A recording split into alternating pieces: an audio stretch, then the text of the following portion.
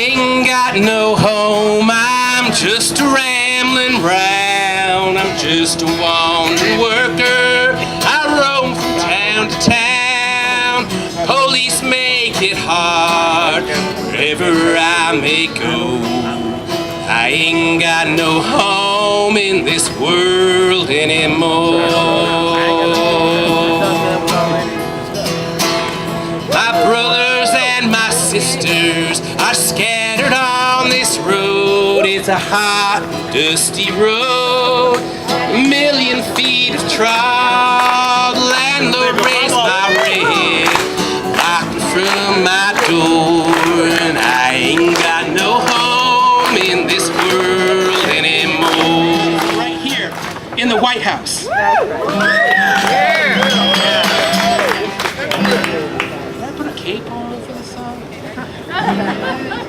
There's a fascist in the White House, caught us by surprise. People all around the world. Oh wait, hold on. You gotta sing along when we get to the chorus part. Oh, you fascists, bound to lose, bound to lose. Okay? Alright? That's easy. Alright. There's a fascist in the White House, caught us by surprise. People all around the world getting organized. You're bound to lose. You fascists, bound to lose. People every color working side by side in every town and cities, breaking down the lies of smashing fascists. You fascists, bound to lose. Oh, you fascists, bound to lose. Oh, you fascists, bound to lose. You're bound to lose. You fascists, bound to lose. Race hatred cannot stop us. This one thing we know: ugliness, impunity, greed have got to go. You're bound to lose. You fascists, bound to lose. We're fighting you at every step, won't stop until we throw you in the place where you belong. With your friends in tow, you're bound to lose. You fascists, bound to lose. Oh, you fascists, bound to lose. Oh, you fascists, bound to lose. Oh, you fascists, bound to lose. You're bound to lose. You fascists, bound to lose. I think we should all send our message to the fascists all around us and reaffirm our fight against fascism, racism, and all that shit.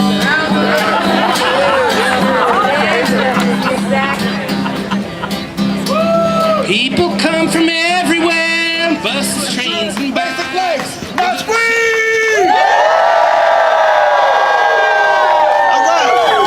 All right, so our message today, that healthcare cannot go back. We must go forward. We have seen positive gains from Medicaid expansion, but we know that it's not enough. We need to move towards a universal, single-payer healthcare system.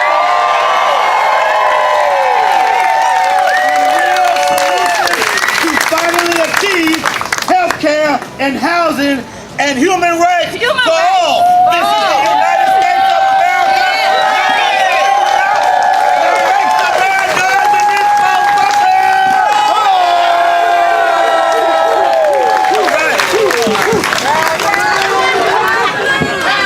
Okay, I don't know what got into him. I think it's too much water from the sun. But I'm one of those ones that is very spiritual. Oh, you're signing up, Bob. I've been walking around with my medicine bag for good vibes for everybody. Today I wore my choker for protection, not for all of you, but for all those still on the streets that don't have health care, that don't have a place to call home, that are incarcerated. Because if you figure it out, if every person was let go from every mental hospital and hospital and any jail, they would be back on the streets, and our point-in-time counts would triple, quadruple numbers. And we have budget cuts that are taken away from those folks to have the right to health care. So what I'm going to do is I'm going to ask people for a moment of silence. One for Willie Mack, Yes. and one for those still out here with no health care.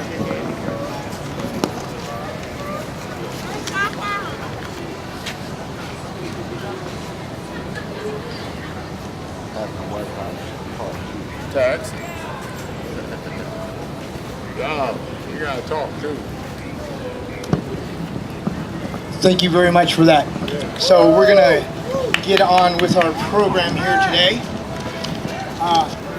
I'm Facebooking live right now, and if you just noticed, I put my phone in my pocket. Don't worry, we got you. I'm out live right here. Yeah, I'm still live. Okay. So we're looking at healthcare, and Medicare has been under attack. We can lose the gains we have seen, but we must continue to push for real solutions of housing and healthcare as human rights. Speak up. Let's talk into the mic closely. All right.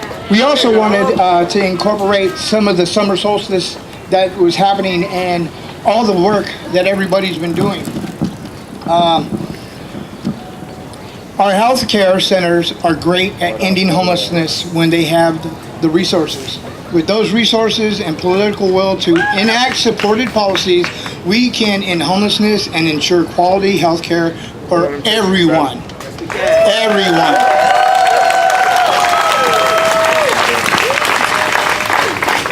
So right now, I'd like to introduce our new CEO, Bobby Watts, because he has that right to look among all of us and give us some great words. Thank you.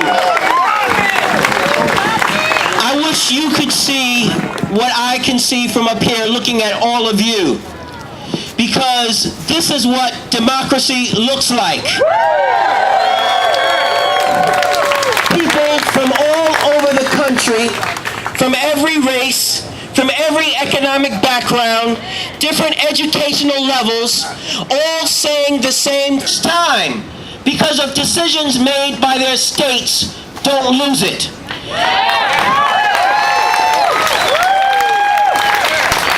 This is not a matter of politics.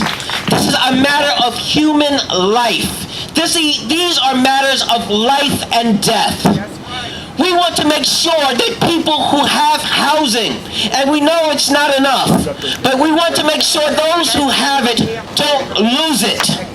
And when we see proposals of budget cuts that would ensure that 250,000 vouchers, 250,000 families would be thrown out of their housing onto the streets, we say that's not fair, that's not right, that's not justice. That's not justice.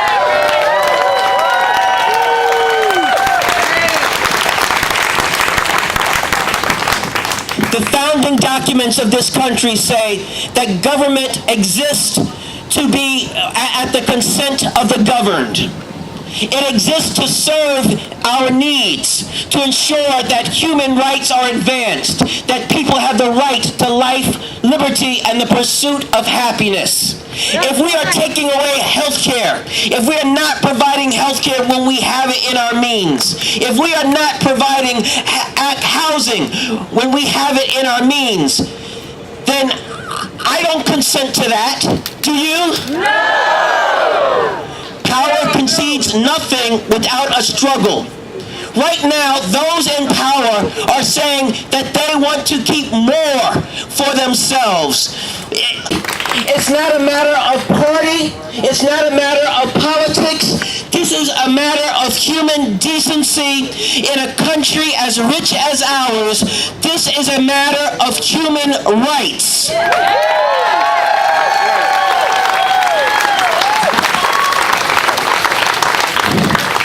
On the back of my shirt, it says that health centers all in for healthcare justice. And when we speak about justice, we speak about fairness. We speak about people, everyone being able to have their basic necessities before other people take more than they need just so they can have luxury and abundance. Under any system of morality, that's not fair. That's not right. That's not just. We want to make sure that people who have had access to begins, we the people. It doesn't say we the corporations. It doesn't say we the wealthy. It says we the people. It talks about all the people. All the people are our brothers and our sisters, and they need health care, they need housing, and they need it now. And they will not happen. Our senators will not do this on their own free will. They are hearing from other voices. They will respond to the voices that are the loudest, to the voices that are the most. So we have to make our voices heard. We have to fight for health care, for housing, for our neighbors, our brothers and sisters, so that they can have life and liberty, and that they can pursue happiness in these United States of America. We have to let them know that we want housing, and when do we want it? We have to let them know that we want health care, and when do we want it? Thank you. Make that voice heard. Take that message to Washington, to our Congress. Enlist your friends, enlist your family. Encourage them to lift their voices up. This is a matter of life and death. We are in a struggle for the values of our nation. We are in a struggle for the morality of our nation's soul. We cannot leave our neighbors on the streets. We cannot leave our neighbors dying without health care. We want housing, and we want health care, and we want it now. You have the power. We, the people, have the power. Because this is what democracy looks like, and let's let them see it. Let's take it to our congressmen, let's take it to our senators, let's take it to our town halls, and get them to speak up that we want health care and housing as a human right expressed in these United States of America.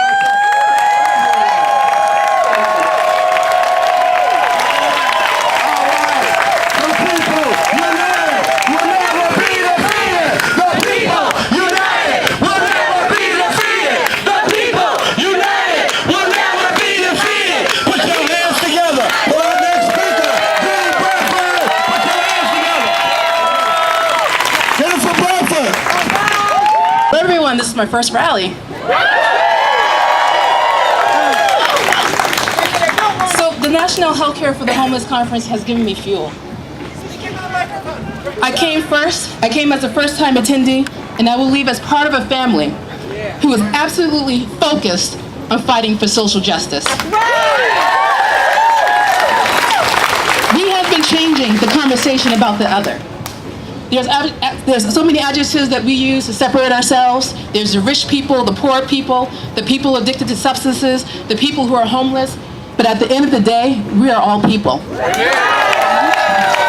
all part of the human race.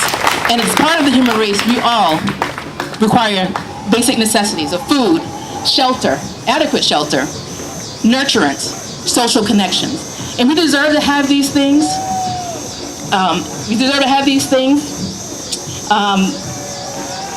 Sorry about this. We deserve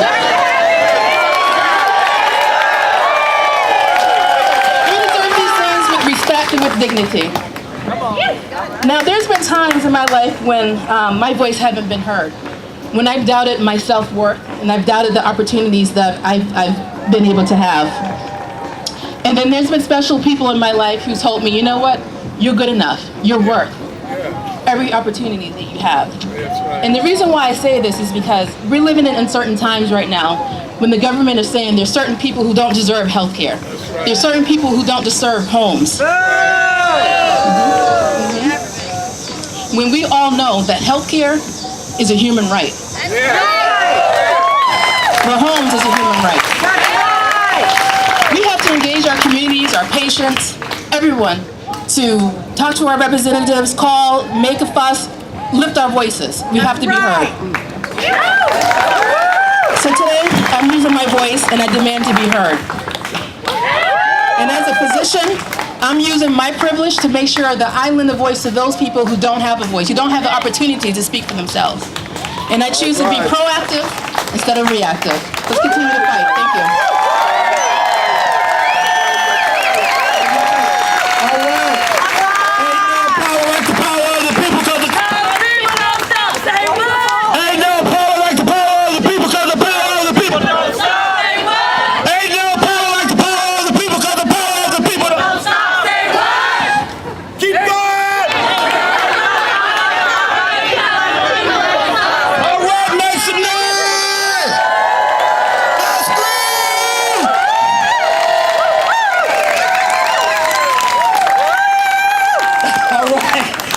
Next speaker is Kimberly Burke. Put your hands together for Kimberly Burke.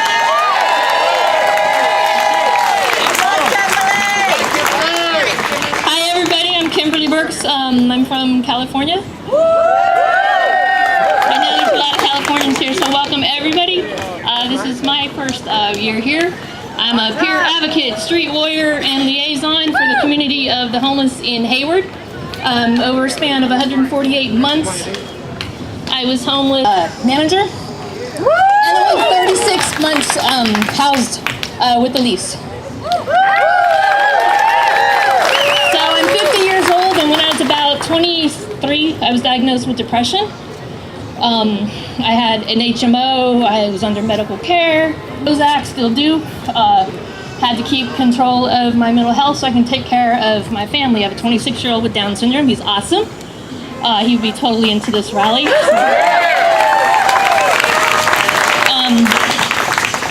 Circumstances and everything led to losing my job, losing my health care, and my depression worsening, anxiety representing. And so I come from California, which is an extended, expandable state for Medicaid. So without that, with my ins and outs of my health care, mental and physical, I don't know where I'd be today. It was December 8, 2013 when I was living in transitional housing. I was there almost a year, and my friend who was my brother on the streets passed away when it was 32 degrees in Hayward. Got me out of my depression, on my feet, December 11, 2014, and I haven't stopped.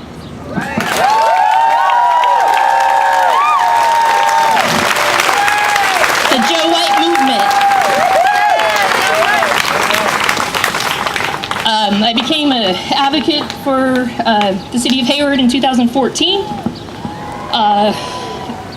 Volunteered at a nonprofit which started the first winter warming center in Hayward because of Joe's life being lost.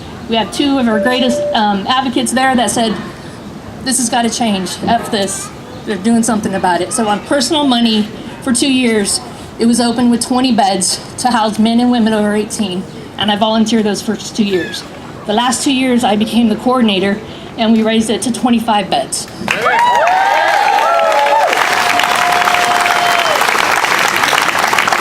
So Sylvia and Betty were the ones that started the shelter. Betty was our greatest advocate. She was one of my best mentors. We lost her this season. So this is for Betty and for Joe.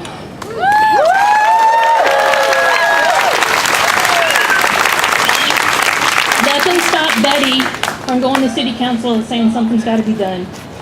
And with her advocacy and her voice, last year we got county and city money to fund the shelter, and this year we got a second shelter open for 15 men. So Hayward hosts 40 beds, men and women.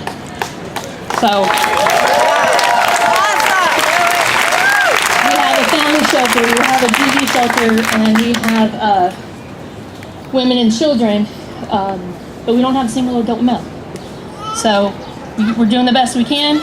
My goal, Betty's goal is to eventually be a winter shelter. It takes a lot more money to be open every night for those 5 months. And my goal is to be a 24-hour drop-in center by day, shelter by night.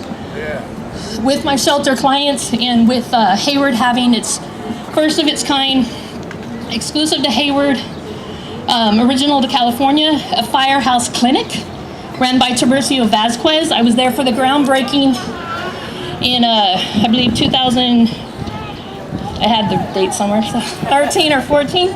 And the first month it was open, I took some of my clients to that shelter the first month. This gentleman was a dishonorably disabled senior veteran, and he had a wound that was almost to the bone. By the time we got him there, it was good timing. Had we waited another week or two, he might have lost his foot. So I help lead anyone that I can, my victims and my targets, as I do street outreach, are our veterans, our seniors, and our people with disabilities. And I currently now work in an independent living center that are seniors and with disabilities. And I'm there part-time. We're getting some more, waiting for some more funding so I can go full-time, but I do mobility travel training, and now I'm starting to do housing and navigation. And I've led people to SLEs, reunified with family, or permanent housing. So one life at a time. Thank you. Whose streets? Our streets! Actually, it's the human streets for healthcare. Okay, so I have someone coming up from Marion Kitchen. He is our next speaker. Walden Adams, please.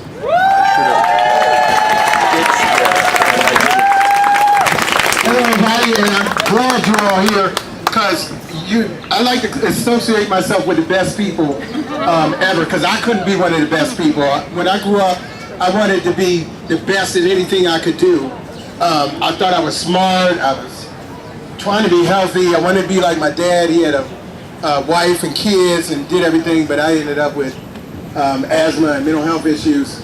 And so I didn't get a chance to do everything like my dad did, give a wife and kids and everything like that. I'm a former guest at Marion's Kitchen. I'm also one of the first advocacy fellows at Marion's Kitchen.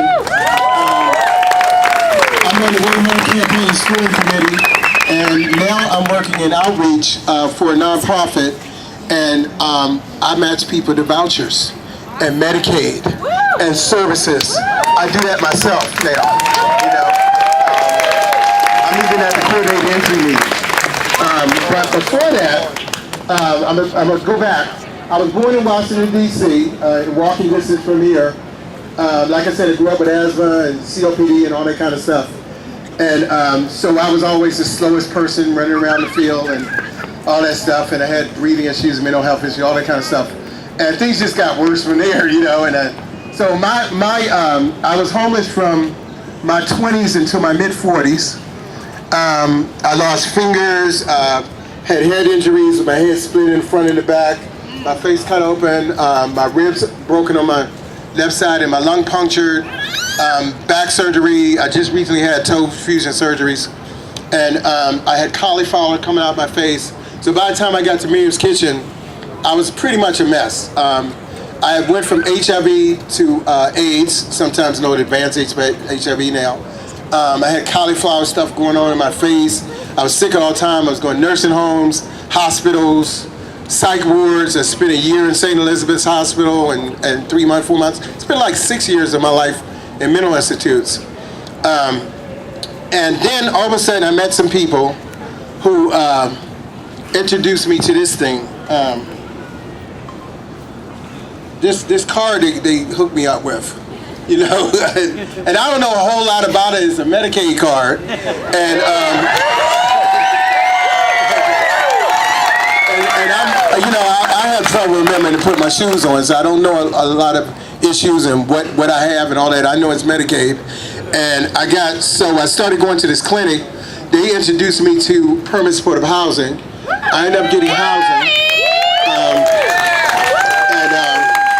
Within my first year of housing, I started seeing the doctor, because now I can see a doctor now on a regular basis. At first I was just going to emergency rooms, and my bills were probably $30,000, $100,000, something like that. Now it's like I can get a procedure done for $2,000, you know, and with my card. And anyway, what ended up happening, I got housing. Within my first year and a half I got housing, I became undetectable, you know. My CD4 sales went up. I ran the Marine Corps Marathon in a year and a half once I got in housing. I went from not being able to breathe to running marathon. Fast forward, last year I ran my 18th marathon. I ran 2 ultra marathons. And happens is marvelous. I've been sober for 9 years because I was a hopeless drug addict. And now y'all talking about trying to take my Medicaid. I can't do You can't do that to people like anybody else. Go to a doctor and get seen. My medication is expensive, so I know what's keeping me alive. If I lose mine, I can't pay for my medicine, and then I'm going to die because I don't have just HIV. I have AIDS, so I have to take my medicine. And there are a lot of people that I work with that are out on the street that has died. I have some people that didn't make it, that died in the street because of the disease before I even had a chance to get them hooked up with Medicaid. You know, so I can't believe that we even discussing something like this. So I really love that all y'all are out here, and I hope this works.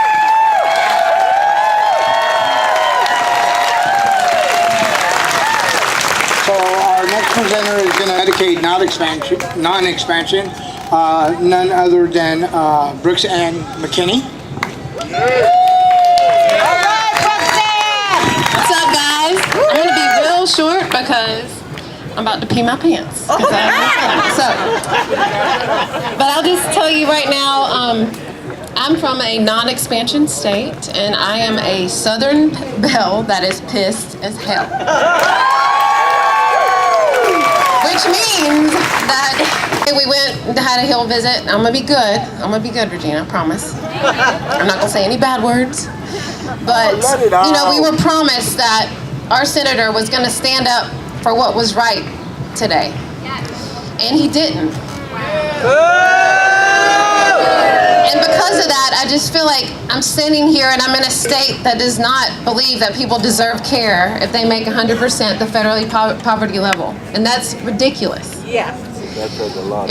I work for a hospital system, and every day that we have people come in the emergency room, they're coming in for primary care. And that ain't right. All right, that ain't right. Emergency room every day because people are in there just because they need basic needs met. And it's ridiculous that there's anything called a deserving poor in our country because it's not. We all deserve the same. It doesn't matter if you're poor or not.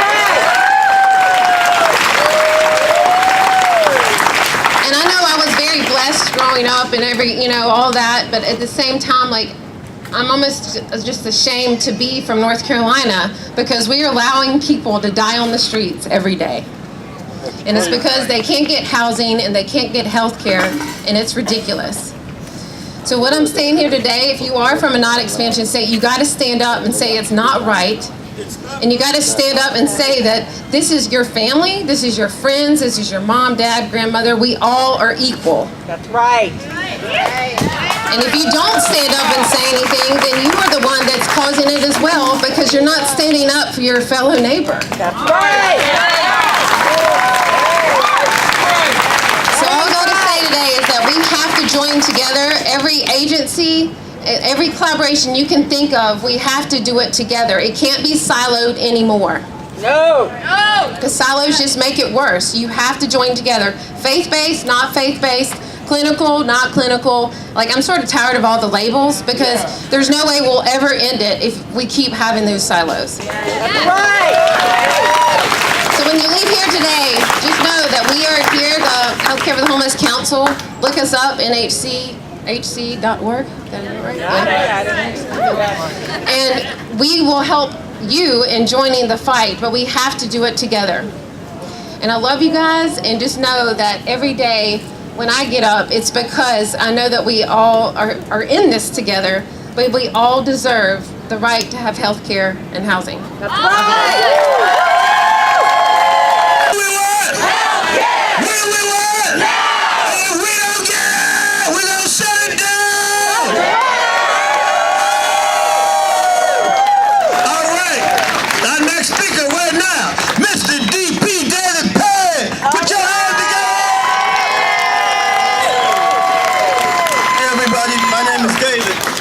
I'm from Florida. Everybody here from Florida?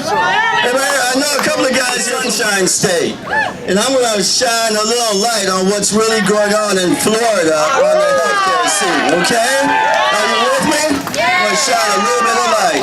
Florida has not expanded Medicaid. You know what that means? That means means that if you're between the ages of 22 and 64, you do not have access to health care. That means you do not have access to primary care. If you get sick, you gotta get so sick that you go to the emergency room. That means that if you have a condition, it gets so extreme, it can cause permanent damage to you. Permanent. Now, I'm gonna tell you a true story. A friend of mine, his name was Anthony. He lives on the street. Anthony, you call him AC. He's a buddy of mine. He lives actually in a car. Anthony came to me a few months ago and said, because I do not have health insurance and I live in this state, I've been afraid to go to the doctor. Because you know they're going to turn you away or they're going to give you a big bill. But somebody told Anthony that he was eligible for Medicaid because of a disability. Okay? So, a few months ago, Anthony was feeling run down. He was going to the bathroom a whole lot. He was really feeling terrible. But he knew because he had access to Medicaid that he could go to our doors were open. Okay? They found out that Anthony had what's known as pre-diabetes. So they gave him some medication. They gave him some education on controlling his diet. And guess what? 3 months later, Anthony was off the meds. He's eating healthy. Okay? He came to me and said, hey man, I feel great. Everything is wonderful. But, and this is a big but, there are literally 800,000 people in Florida who do not have the same benefits that Anthony has. If they have prediabetes, they have to wait until they get so sick that they go to the ER. They have to run the danger of having a foot amputated, of having nerve damage, of getting blindness. Is that right? Is that right? Everybody should be in a position of having access to health care in the wealthiest country on this planet. Everybody. Okay?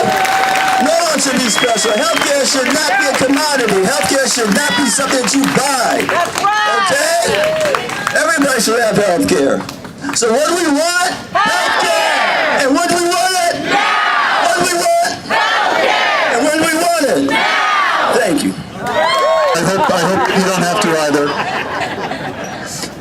Say this with me. We are not invisible.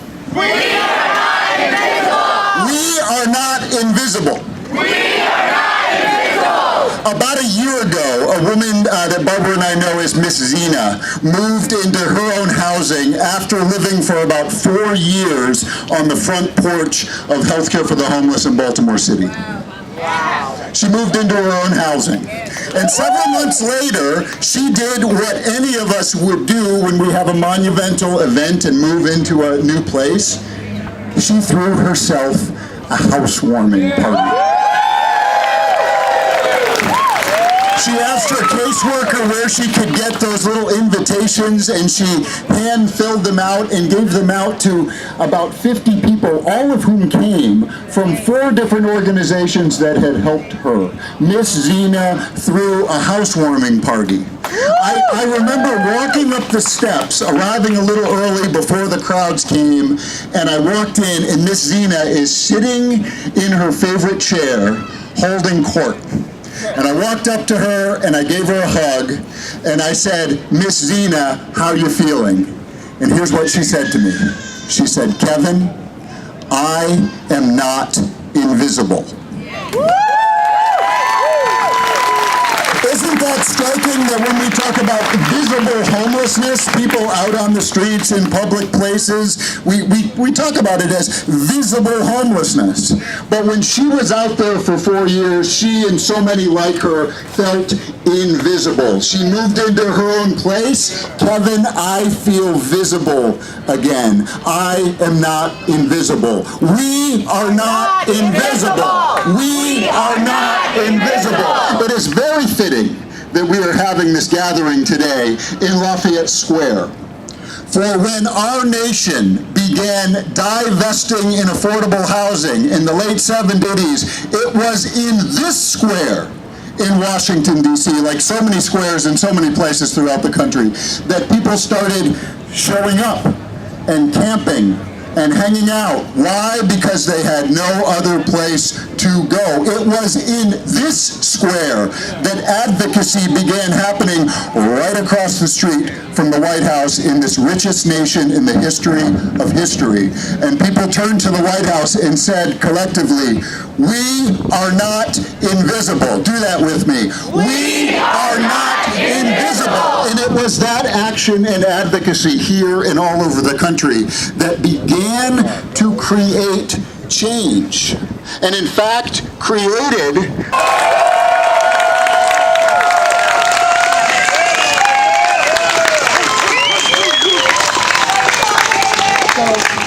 this is just given to me from the summer solstice. It says, stand with the disposables, so one day we'll stop throwing people away. So to me, that really says that we are being thrown away due to the fact that we're not having our health care the way we want it. We know, well, screw it. The guy over here in this house that he does not own, we own it. We pay for it. But I just say that guy, I didn't say his name dumb. You know, it's okay. Got close. But people know who I am. I'm very political.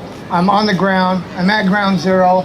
And I just want to say thank you for everybody that came, everybody that once again give a wave of hand, shake your hands, clap your hands, all those who spoke with us today.